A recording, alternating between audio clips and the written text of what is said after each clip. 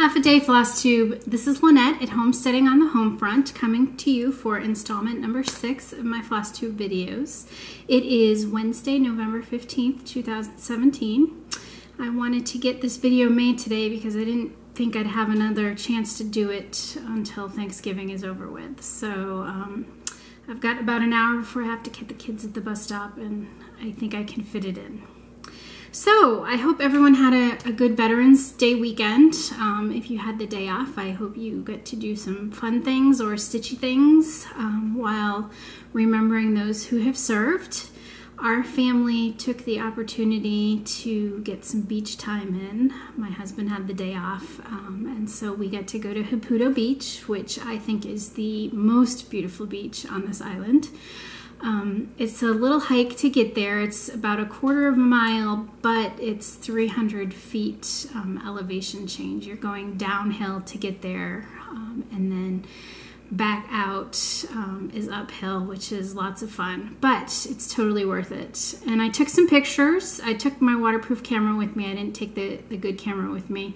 I have no idea how to edit them into the video, so I'm going to show you the pictures the old-fashioned way. Don't laugh. This is Saputo Beach. It's absolutely gorgeous. As you can see, there is nobody there. It's this wonderful, gorgeous, beautiful sandy beach, and it's always very quiet, so I very much enjoy going there. One of the things that we find at Saputo is blue starfish, which before I moved here I didn't even know existed. So for those of you who have never seen a blue starfish, that's what they look like. They're beautiful. It doesn't hurt them to hold them, and they're not slimy. They kind of feel like a rubber hose. But we put them back and let them enjoy their natural habitat. Some more beautiful views. The water here comes in shades of blue that I didn't even know existed. So we got some good snorkeling in. Enjoyed the scenery. And then took one last picture. I don't know if you can see our faces, the lighting was off, but it was a fun day. We are coming out of rainy season, so we've had some good weather, and we got to go paddleboarding on Monday, so that was fun too. Okay, next I wanted to institute the I'm All Into, thanks to inspiration from Teresa of Kitten Stitcher. So I have some things I wanted to share with you today. The very first is literally I am into, I don't know if you can read this, but this is Alive Outside, which is my brother's YouTube channel. He is into bushcraft camping and off-roading and all kinds of outdoor activities. So if you or any of your family are interested in such things, go check out Alive Outside. They're a lot of fun, and I enjoy watching the videos because it's like I get to visit with my little brother. The second thing that I am all into is my Yeti teacup. Prior to getting my Yeti, I was one of those people who would make a cup of tea and take a couple sips and then set the mug down and forget about it, and then have to microwave it 3 hours later when I remembered that it was still full. Literally, a mug of tea could last me 2 days because I just would never sit down and take the time to enjoy it. So now with my Yeti, I can make a cup of tea and it stays hot for hours. So it's delightful. In fact, when I first make the cup of tea, I have to take the cover off, or else it'll stay too hot to drink for too long.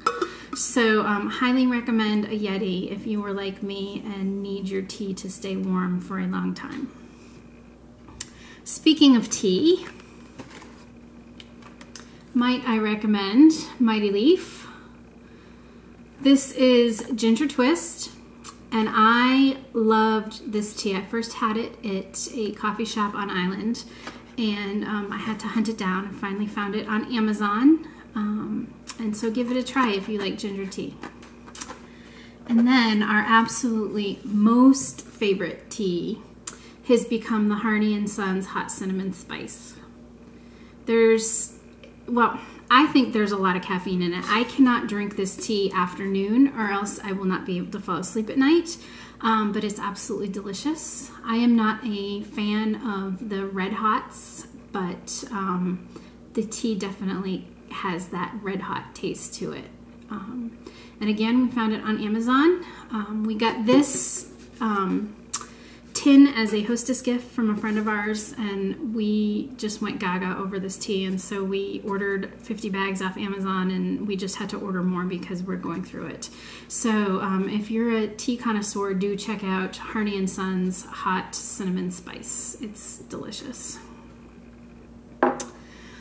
If you have any tea suggestions for us, please let us know. We're always looking for good teas, and honestly, that cinnamon has really spoiled us. There's no other tea that we found that we enjoy as much. So if you have a tea that you really enjoy, put it in the comments so we can check it out.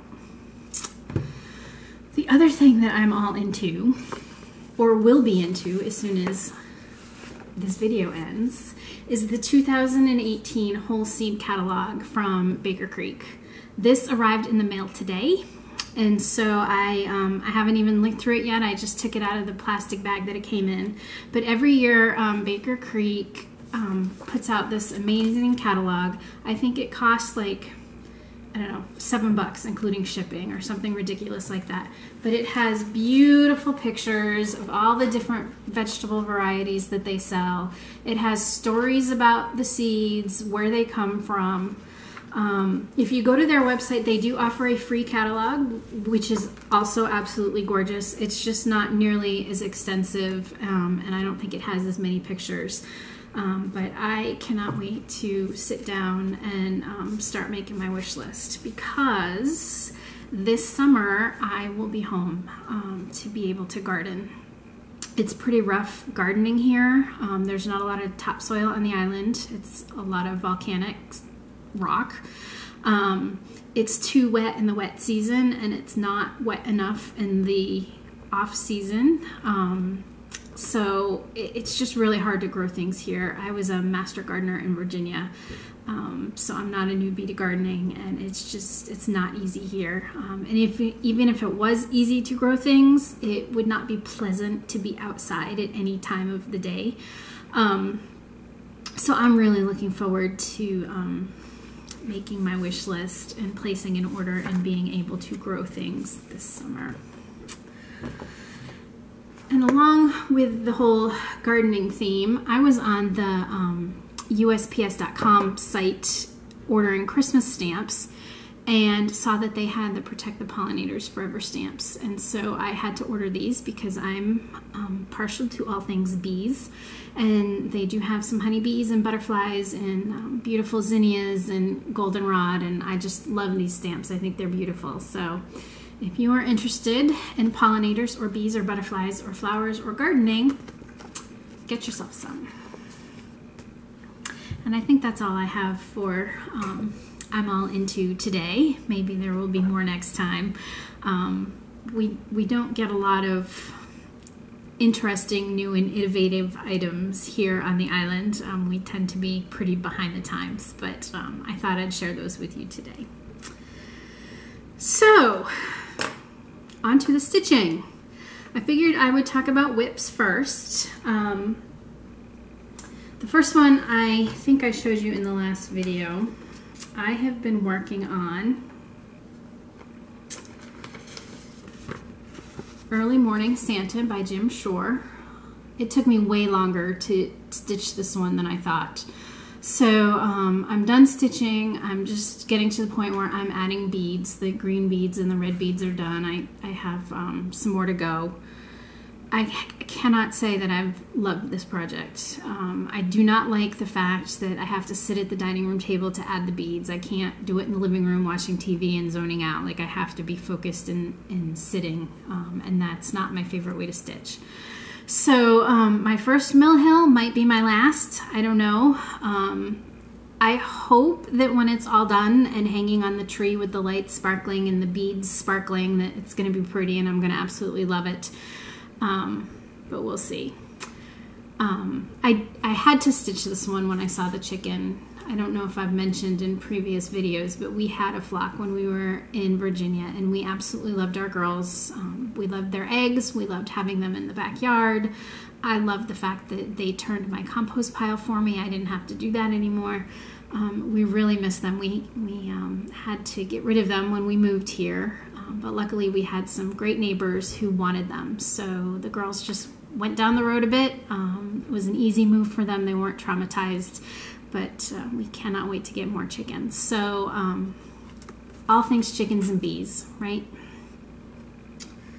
So that was the first whip. Hopefully by the next video that will be a finish. The second whip that I've been spending some time on is the Nantucket Girl sampler that I showed you in the first video. So she's getting there. I have since stitched this girl and this motive right here and the fishes. I did her yesterday. I worked on the north, south, east, west yesterday. I'm not done with that one because I need a color. I gotta find it. Started the horse, but yeah, I've got a few more motives to go. I'm gonna add some hearts in and around here, and then I just have to date and sign it, and this one will be good to go. So I'm excited about that. We're getting there. This is, I think, the project that has taken me the longest to stitch. I know that I was stitching on it in May of 2015, probably before that, and it's never taken me that long. When I first started this project, I was only stitching on it when my husband was traveling and not at home. I got a lot of it stitched that summer of 2015 because he came to Guam in May, and the girls and I didn't get here until August, so I had that whole summer to work on it. But I realized I need to get going on it because retirement is not that far away, and so I want to finish the Navy Wife sampler before I'm not a Navy wife anymore. So hoping to finish it by the end of the year. We'll see. So those are my two current whips. I did have a start and a finish, which is this ornament right here from last year's Just Cross Stitch ornament issue. It is Mary by Lindsay Lane Designs. So I stitched it up. The only change I made was I took the Mary out from under the bottom. I wanted more of a winter scene than a Christmas scene. So I took the Mary out. I plan to add something in this corner. I don't know if it'll be a bow or what, but when I can find something that matches and looks good, it's going to go in that corner, because that corner, to me, it just seems to need something.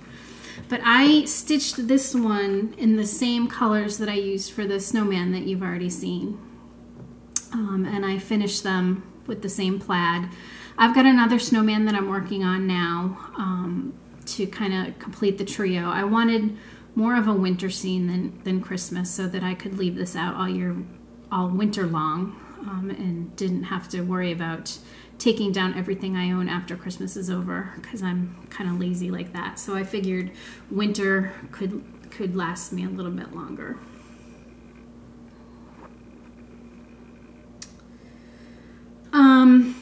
I wanted to show you this pattern.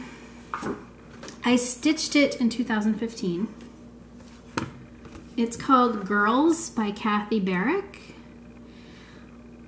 A couple of weeks ago, this was on clearance on 123 Stitch. So if you're interested, check it out there. It might still be there. But it says, girls, do not cook or scrub or scour until you have no time to plant a tree or vine or flower. And Kathy came out with this one in 2015. I bought it as soon as she released it because I absolutely loved it. And so this is what mine looks like. As I've mentioned before, and will probably mention again, I am cheap, and so I will alter designs so that they can fit thrift store frames. And so I had this frame and it was exactly the right width. I just needed it to be a little longer, so I added my initials and the VA for Virginia because that's where we were living.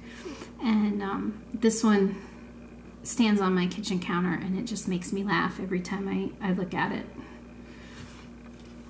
And yep, get a framing. Someday I'll get to it and make it pretty, but today is not that day.